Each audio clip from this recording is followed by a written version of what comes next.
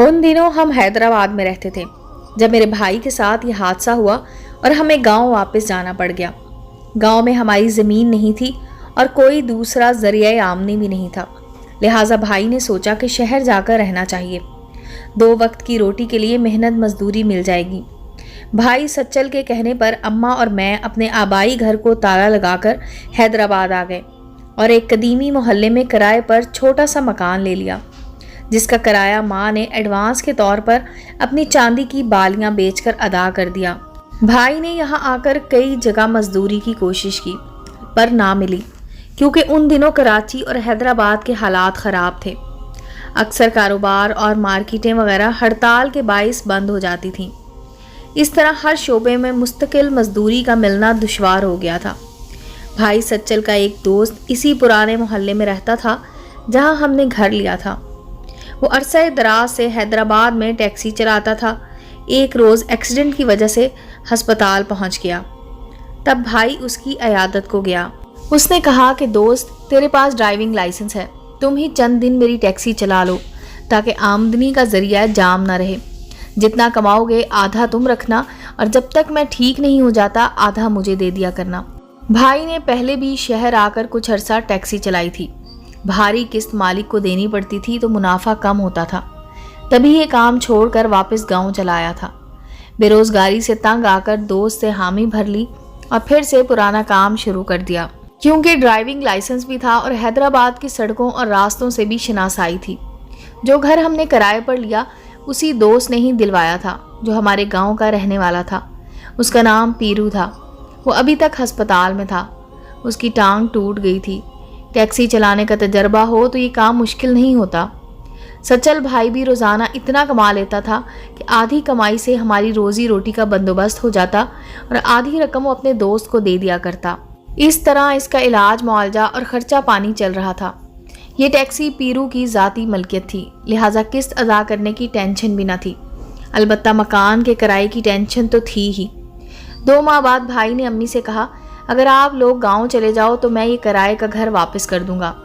इस तरह बचत हो जाएगी और जो किराया मकान मालिक को देता हूँ वो आपको खर्चा भिजवा दिया करूँगा और ख़ुद मैं पीरू के मकान में उसके साथ रह लूँगा।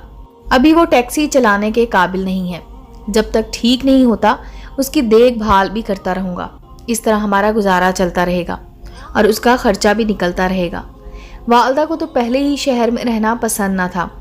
वो बेटे के इसरार पर साथ आ गई थी। उन्होंने गांव लौट जाने में ही खुशी महसूस की और हम बाप बेटी आबाई घर को लौट आए। अब भाई हर माह हमको गुजारे लायक रकम भिजवाने लगा। गांव में शहर की निस्बत हर शय सस्ती और खाने पीने की अशिया मिलावट से पाक हो जाती थी।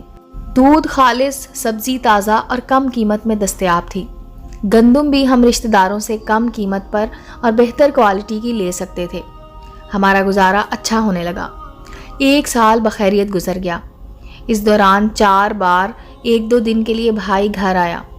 दोनों ईदें, मुहर्रम और एक बार एक अजीज़ की शादी में। ताहम वो गाहे बगाहे चाचा को फ़ोन करता रहता, जिससे हमारी खैरियत उसको और उसकी खैरियत हमको मालूम हो जाती थी।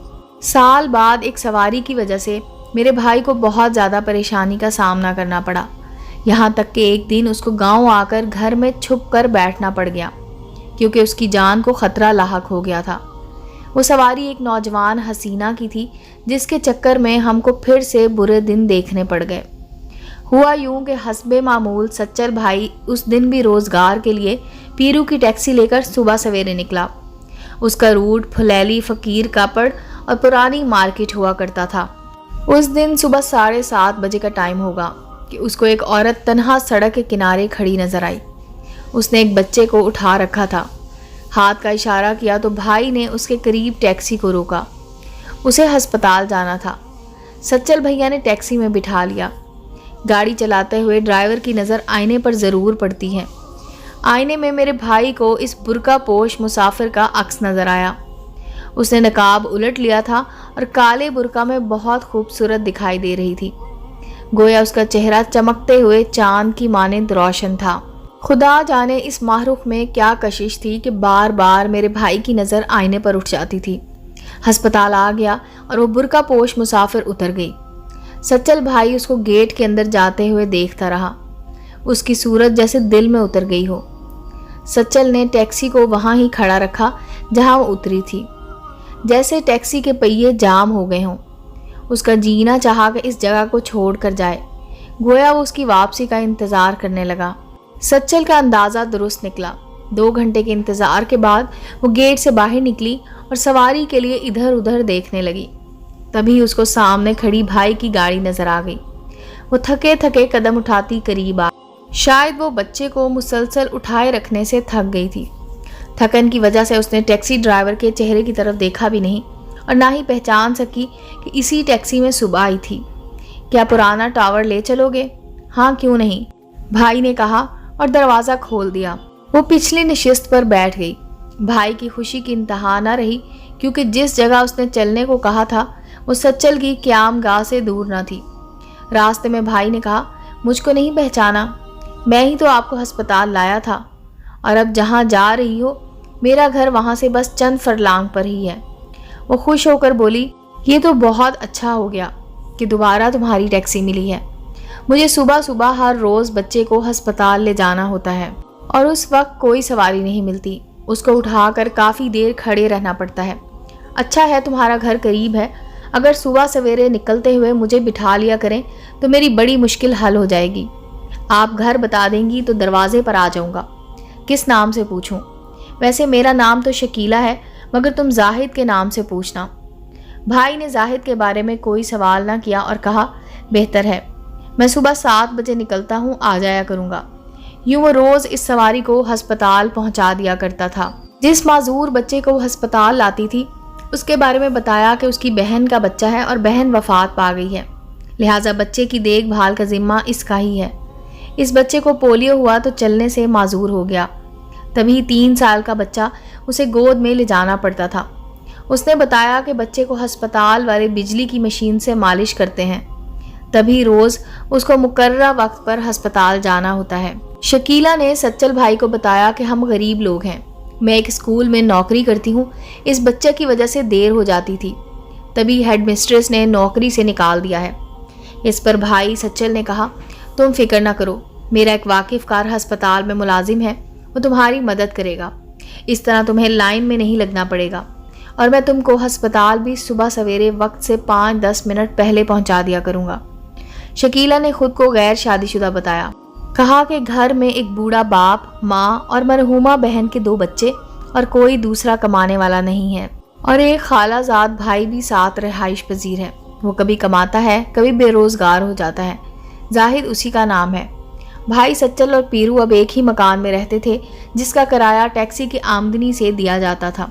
वो शकीला की ज़्यादा माली मदद ना कर सकता था, ताहम ये मदद ज़रूर करता था कि किराया नहीं लेता था। वो हर रोज़ मुकर्रर वक्त पर शकीला के घर के सामने टैक्सी खड़ी कर लेता। आवाज़ सुनकर वो बाहर आ जाती और टैक्सी में बैठ जाती। उसकी गोद में 3 बरस का माजूर बच्चा होता था। अस्पताल जाते हुए ये दोनों आपस में बातें करते जाते। उस रोज़ाना के मामूल में दोनों एक दूसरे को अपने मसाइल आगाह करते। बातें करते करते बात मोहब्बत के इजहार तक जा पहुंची।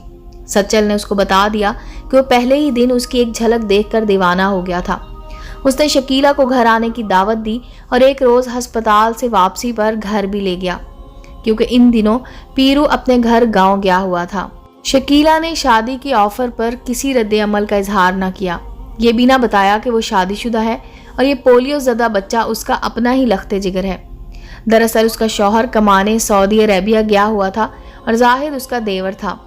वो वालदैन के साथ नहीं बल्कि अपने ससुर, सास, नंद और देवर के साथ रहती थी। खुदा जाने उसने ये सारी बातें भाई सच्चल से क्यों छुपाई थीं। शायद इसलिए कि वो उसकी हमदर्दियां समेट कर माली फ़ायदा हासिल करना चाहती थी। अब अस्पताल से वापसी की ड्यूटी भी बाकायदगी से सच्चल भाई ने उठा ली थी। वापसी पर घर उतरने की बजाय कुछ देर के लिए वो मेरे भाई के घर आ जाती। दोनों चाय पीते और कभी कभार नाश्ता भी साथ कर लेते। नाश्ता करने के बाद वो पैदल ही घर चली जाती, जबकि सच्चल भाई उसको घर की तरफ जाते हुए अपने दरवाजे पर खड़े होकर देखते रहते। वो अब उसके फरेब में इस कदर गुम हो गए थे कि उसके बारे में मोहल्ले वालों से भी मालूम करने की कोशिश नहीं की। हालांकि उस मोहल्ले में काफ़ी लोग टैक्सी की सवारी की ज़रूरत पड़ जाने की वजह से उससे वाकिफ़ हो चुके थे। بھائی سچل نے کئی بار اس سے شادی کرنے کے لیے کہا۔ وہ جواب دیتی، گھر میں کچھ پریشانی ہے، حالات ذرا سنبھل جائیں تو پھر امی سے تمہارا ذکر کروں گی۔ بھائی نے کئی بار کہا، اگر تم اجازت دو تو میں تمہارے گھر والوں سے رشتے کی بات خود کر لوں یا اپنی والدہ کو گاؤں سے لے آؤں، لیکن وہ ٹالتی رہی۔ یہی کہتی کہ کچھ دن ٹھہرو۔ یہ گاڑی کچھ ماہ چلتی رہی۔ آخر ایک دن وہ سانحہ ہو گیا جس نے دونوں کی جانوں کو خطرے میں ڈال دیا۔ سچل بھائی تو محلے والوں سے ڈرتے تھے کیونکہ ان دنوں مکان میں اکیلے رہتے تھے۔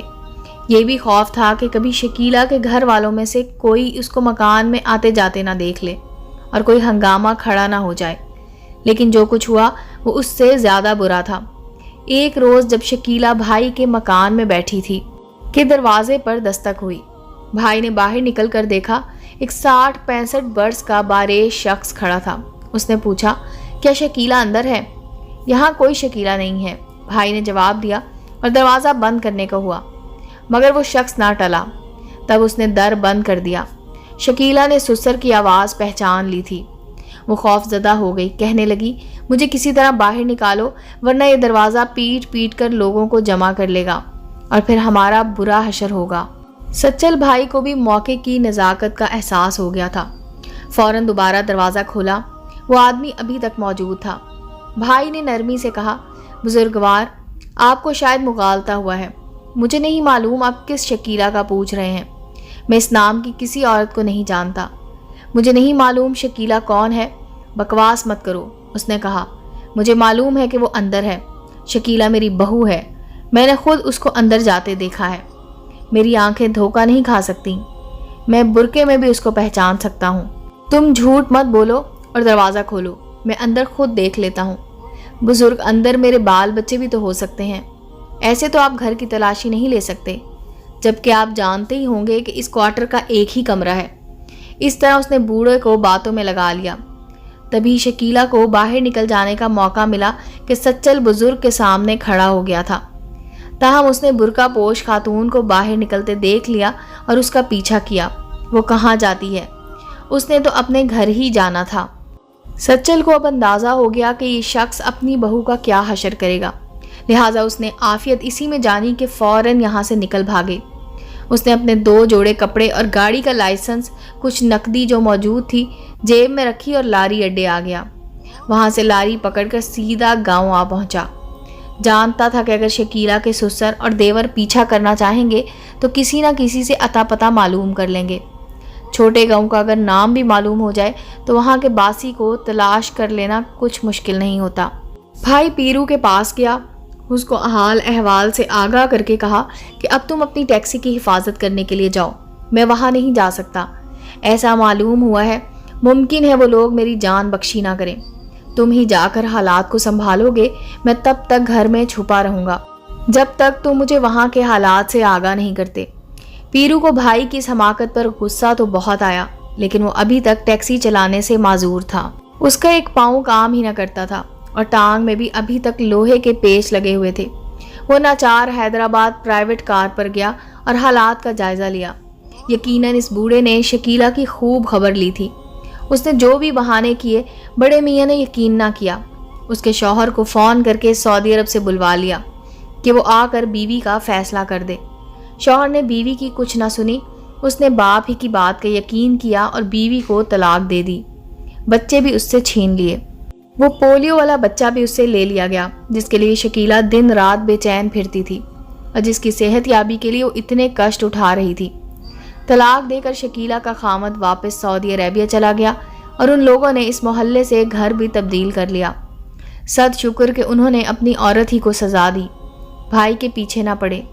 پیرو کو تو محلے کا ہر آدمی جانتا تھا کہ وہ ایسا نہیں ہے، اور وہ وقوعہ کے روز حیدرآباد بھی موجود نہیں تھا۔ وہ حادثے کے بعد معذور بھی ہو گیا تھا۔ محلے داروں نے اس کا ہی ساتھ دیا اور معاملہ ختم ہو گیا۔ 4 ماہ تک ٹیکسی بند کھڑی رہی۔ پیرو کو مالی تنگی نے گھیر لیا۔ اس کا غصہ بھی ٹھنڈا ہو گیا۔ ادھر ہمارے گھر کا چولہا بھی ٹھنڈا پڑ گیا تھا۔ دوبارہ پیرو نے بھائی کو بلوا لیا کیونکہ اس کا علاج ابھی جاری تھا۔ بھائی وہاں گیا تو کچھ ہی دن کے بعد کسی محلے والے نے شکیلہ کے سسرال والوں کو خبر پہنچا دی۔ ایک روز اس کا سسر پیرو کے مکان پر آیا۔ اس وقت بھائی سچل وہاں موجود نہ تھا، وہ شہر نکلا ہوا تھا۔ پیرو نے شکیلا کے سسر کو کہا کہ میرا ملازم جو ٹیکسی چلانے کو میں نے رکھا تھا وہ جا چکا ہے، لہٰذا اب اس کو تلاش نہ کریں، وہ دبئی چلا گیا ہے۔ اس پر وہ ٹل گیا۔